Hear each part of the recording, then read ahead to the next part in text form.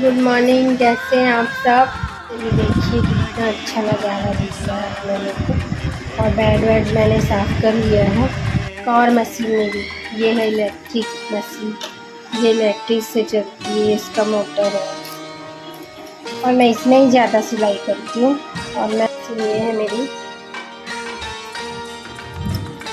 कल देखिए कितना प्यारा कुर्सी बैठा और आज इतना छोटा है।